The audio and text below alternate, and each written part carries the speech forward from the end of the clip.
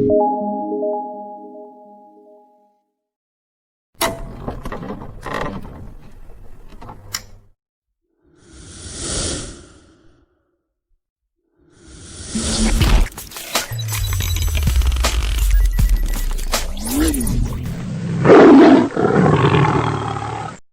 kita masuk pada materi kita.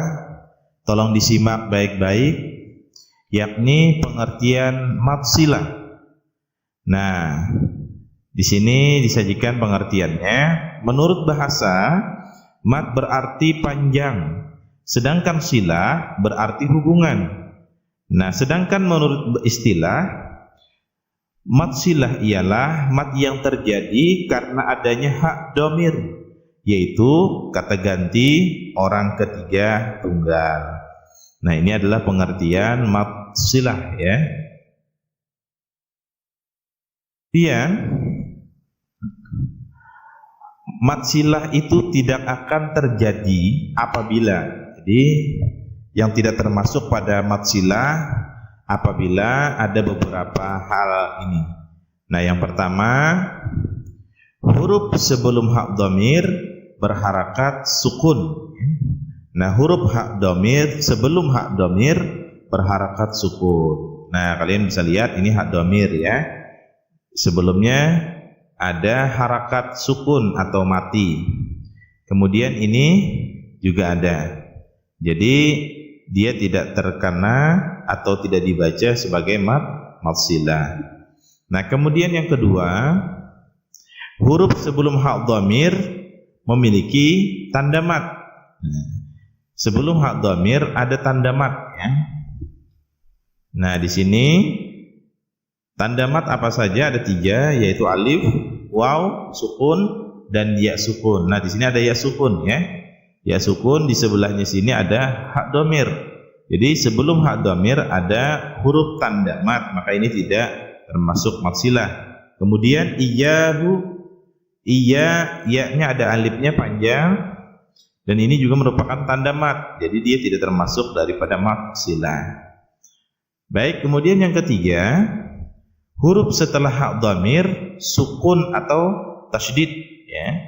Jadi setelah hak dhamirnya ada huruf yang bertasydid. Contoh di sini adalah yang bertasydidnya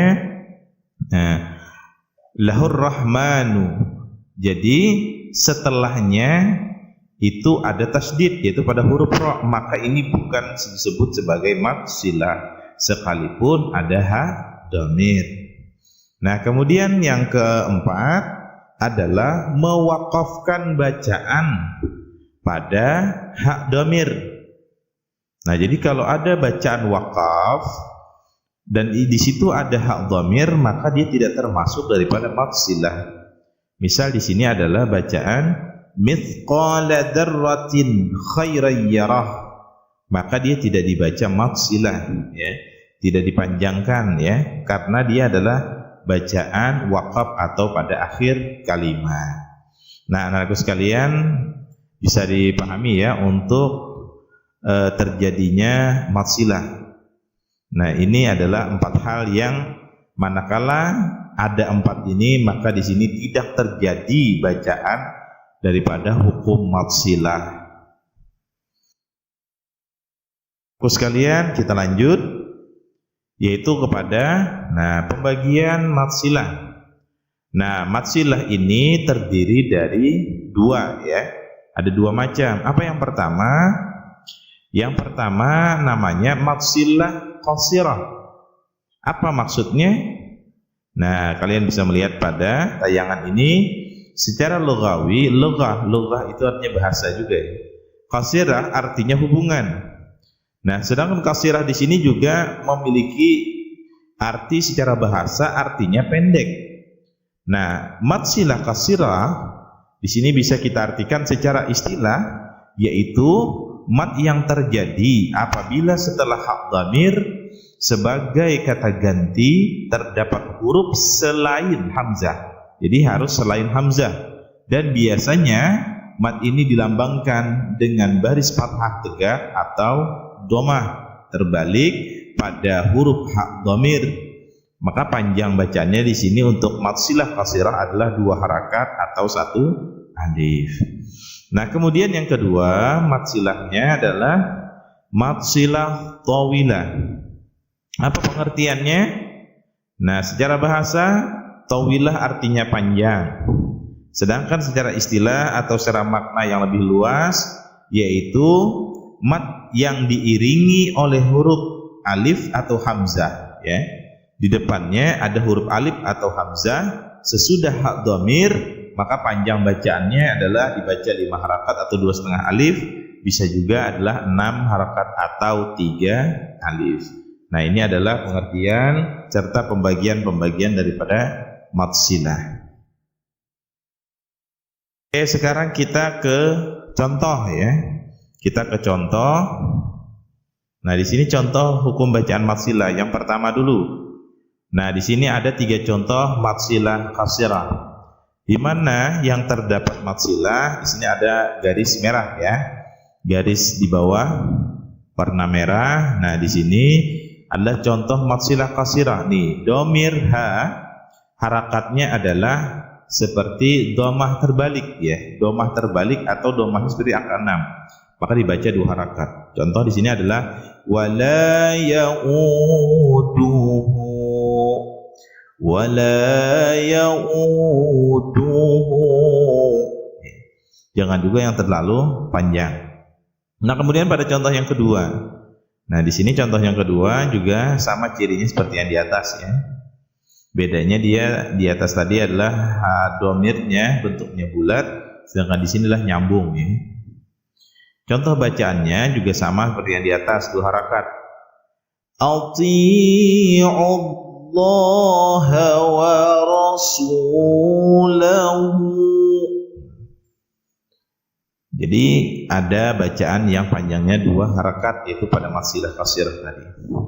Nah, kemudian yang ketiga, ini tadi letaknya yang 1 pada dan 2, contoh 1 dan 2 adalah yang berada di akhir, ya. Nah, sekarang ini kita contohnya yang ada di tengah-tengah kalimat. Maka dia panjangnya juga sama, adalah sepanjang 2 harakat. Contoh bacaannya adalah wa ayyada binasrihi wa razaqakum minat thayyibat. Nah, jadi 2 harakat contohnya, ya, untuk membaca matsilah qasirah. Bisa dipahami, ya, untuk matsilah qasirah. Nah, selanjutnya yaitu contoh pada matsilah tawilah, ya, yang dhamirnya berhadapan dengan huruf alif atau hamzah. Di sini bacaannya adalah panjang 5 sampai 6 harakat. Nah, pada garis merah itu adalah yang merupakan hukum bacaan matsilah tawilah. Baik, Bapak bacakan. Ilmihi illa bima syaa. Panjang adalah sepanjang 6 harakat. Nah, kemudian pada contoh yang kedua juga sama seperti yang di atas, ya. Jangan terlalu terlena dengan panjang. Misalnya kayak contoh yang kedua, min dunihi awliya. Itu kepanjangan. Jadi dihitung saja kira-kira sepanjang 6 harakat, ya. Kemudian contoh yang ketiga, yang terakhir pada contoh matsilah tawilah adalah falyatu bihaditsin mithlihi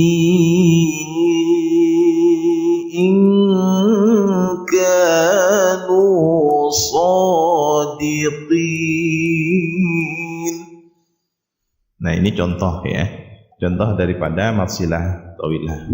Baik anak-anakku sekalian, dari kedua pembagian matsilah tadi dan beserta contohnya, mudah-mudahan kalian bisa memahami, bisa dipraktekkan nanti ketika membaca Al-Quran, ya. Mudah-mudahan berkat daripada kita belajar ilmu tajwid, seperti tujuan kita belajar ilmu tajwid itu adalah sautul lisani 'anil khata'i fi qiraati kitabillah, yakni menjaga lisan kita dari kesalahan dalam membaca kitab Allah atau Al-Qur'anul Karim.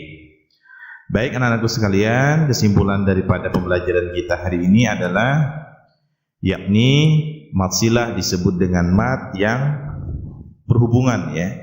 Berhubungan di sini artinya di antara potongan kata yang satu dalam satu kalimat berhubungan pada kata yang berikutnya. Kemudian pembagiannya ada dua, yaitu mat silah qasirah dan juga mat silah tawilah. Baik anak-anakku sekalian,